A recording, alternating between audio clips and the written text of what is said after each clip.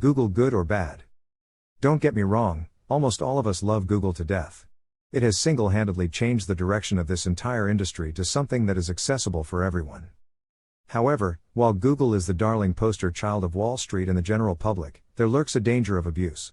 We will cover this in a bit, but first let's look at a few years ago when the World Wide Web was still a novel concept. We had a handful of methods of finding information. They were so-called search engines. Their names were Yahoo, Excite, Lycos, and of course AltaVista. If someone wanted to find a piece of information on this World Wide Web, they would enter their keywords into one of the above-named search engines and would then begin the long arduous process of sorting through a lot of garbage before finding what they were looking for. Somewhere along the way, each of these companies got it into their corporate heads that what people wanted was even more fluff thrown at them. This is when they became portals instead of search engines. Instead of offering just search results for what we were looking for, we now had stock quotes, weather reports, movie reviews, news reports, health tips, beauty tips, sports scores, horoscopes, dating tips, entertainment gossip, shopping links, financial hints, games, and lastly ads. Lots of ads. In the late 90s, enter Google, which had a very simple vision and unique philosophy.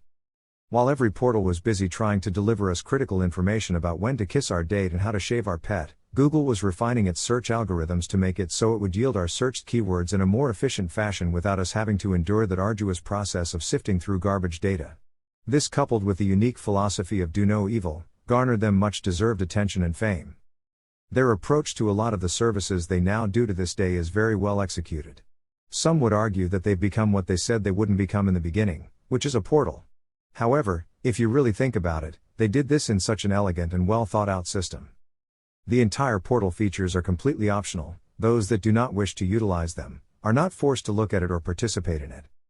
However, as good as the methods and intentions of Google may be, there is indeed a danger to our continued dependency on them. If you use Google regularly, then you more than likely have a Google account with them and utilize one of their specialized services. One of the automatic ones is that they hold your search history for you by default. Every time you run a Google query, it is recorded and stored by Google for your convenience at a later date. It even records what sites you jump to from the Google search list.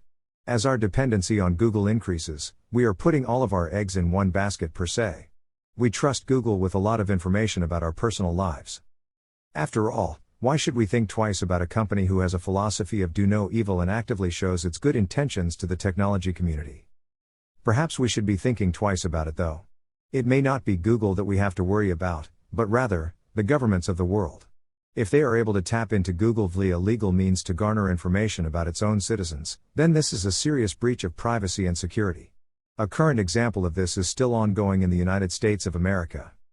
However, the interesting portion is how their prime evidence against him was obtained via Google, in which it was found that he searched for terms such as neck and snap days before the murder took place. I'm not here defending his acts. I, along with mostly everyone else, believe that murder is not an act to be taken lightly and the man, if guilty, should be prosecuted and sentenced to the fullest extent of the law. But my point is here that it is possible for the government to tap into Google to research about their own citizens. The possibilities of abuse here are paramount. Google is unable to really defend our privacy in this regard, as they must comply with the law and divulge our information. Next time you are Googling, remember the fact that they record it. After all, searches can be quite telling of the person and their current intentions.